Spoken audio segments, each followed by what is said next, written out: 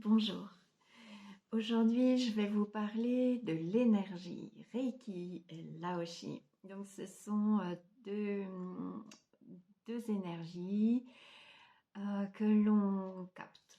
Ce sont des énergies universelles que l'on vient simplement canaliser pour pouvoir l'apporter. Ce sont des énergies dites de guérison.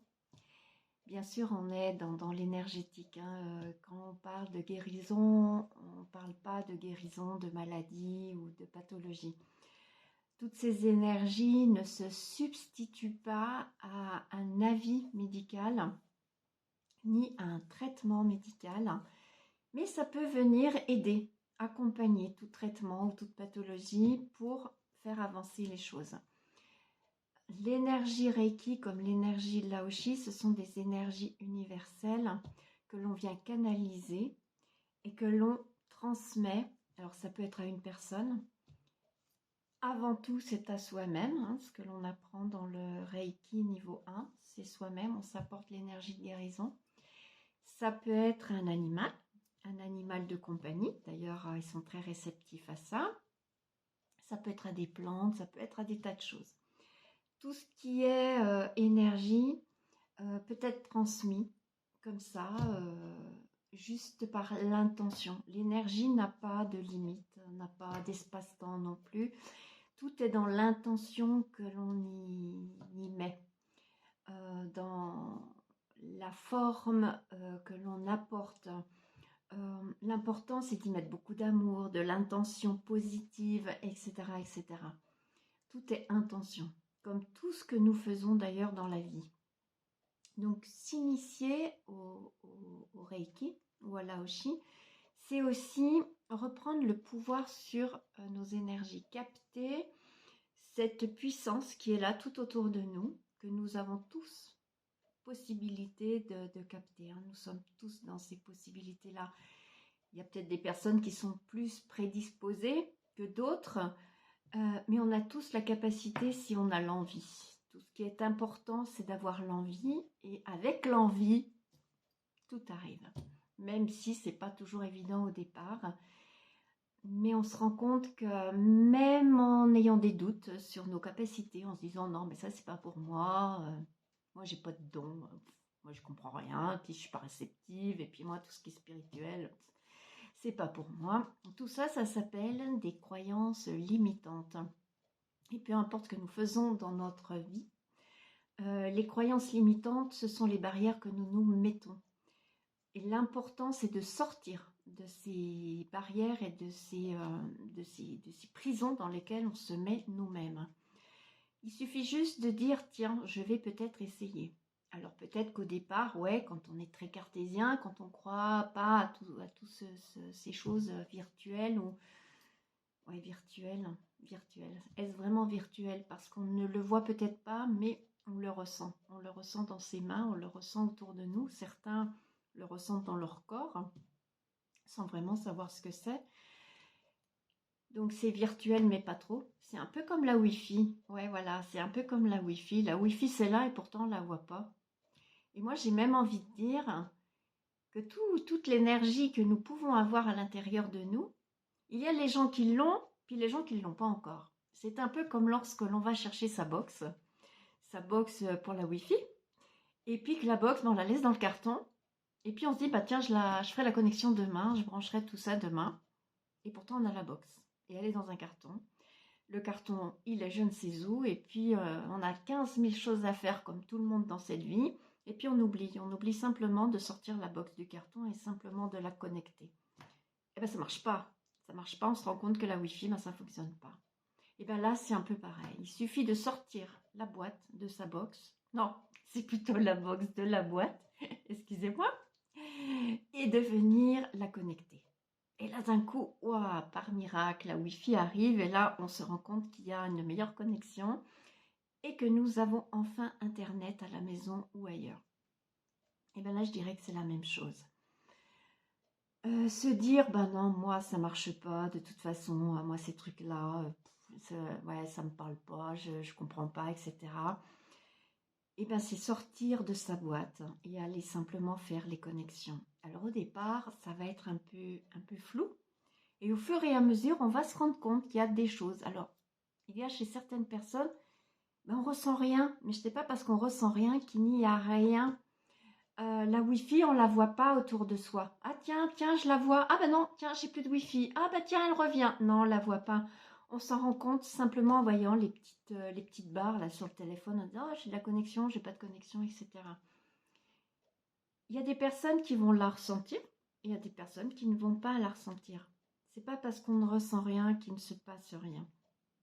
Donc c'est pour ça que se connecter à ces énergies, c'est à la portée de tout le monde. La seule chose qu'il faut vraiment avoir pour y arriver, c'est l'envie. Aujourd'hui, j'ai envie de me connecter à cette énergie parce que aujourd'hui, j'ai envie de me faire du bien. Je sens que j'ai besoin aussi d'avoir un esprit différent et puis peut-être de comprendre mon corps, de peut-être m'apporter un bien-être que j'ai besoin. Donc voilà pourquoi aujourd'hui je propose ces formations de Reiki et de Laoshi. Pourquoi faire l'un, pourquoi faire l'autre, pourquoi pas faire les deux et est-ce utile de faire les deux? Pour ma part, j'ai commencé à me former en Reiki, donc 1, 2 et 3. Là, je suis dans mon 4e niveau, donc pour être maître enseignante. Donc, j'ai la capacité d'enseigner avec l'accord de ma formatrice. C'est pour ça que je le propose à la formation. Je suis suivie pour ça, je ne fais pas n'importe quoi. Je suis aiguillée, coachée par ma maître formateur, formatrice. Ça fait toujours bizarre, voilà. Ma maître enseignante, voilà, c'est plutôt ça le truc, mais enfin, peu importe le nom qu'on y donne, le résultat, il est là. Donc, je suis aiguillée, je suis coachée. Je ne fais pas les choses comme ça, n'importe comment. Tout est structuré, parce que c'est important aussi d'avoir une structure et de faire les choses dans les meilleures conditions. Je les propose en 3 sessions d'une journée. Comment ça se passe? Donc, il y a le niveau 1 sur une journée complète. Ensuite, vous devez vous apporter un autotraitement de 21 jours, ce qui fait de vous un apprenti Reiki. Ensuite, à l'issue de ces 21 jours, vous pouvez continuer sur le niveau 2, qui va vous apporter un peu plus de capacité, d'énergie. Ça va expanser votre canal énergétique. Toujours traitement de 21 jours. Et ensuite, vous pourrez aboutir au titre de maître Reiki.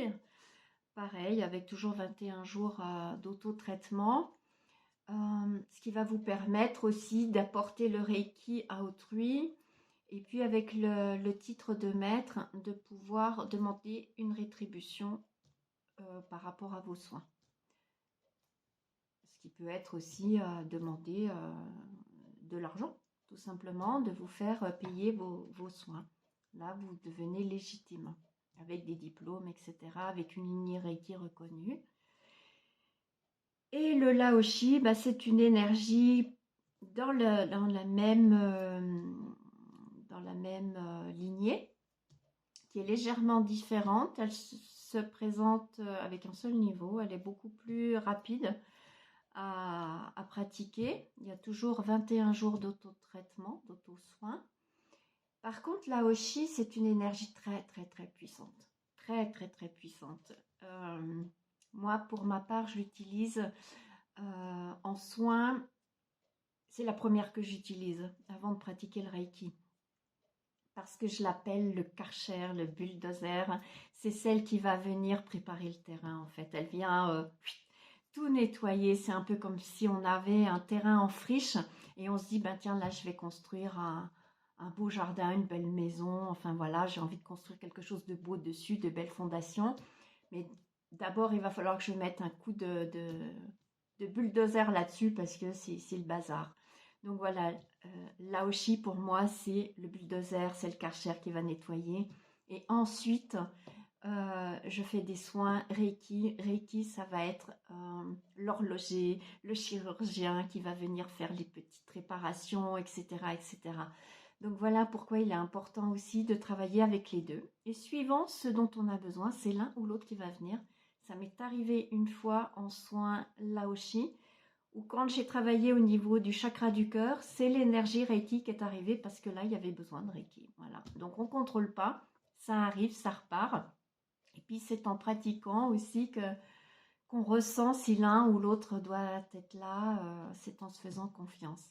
Donc voilà, là c'était dans les grandes lignes et à suivre, je vais vous proposer des vidéos qui vont être plus spécifiques à chaque module, Reiki 1, Reiki 2, Reiki 3 et Laoshi pour vous aider dans votre cheminement. Voilà, je vous remercie de m'avoir écouté aujourd'hui et je vous dis à très bientôt.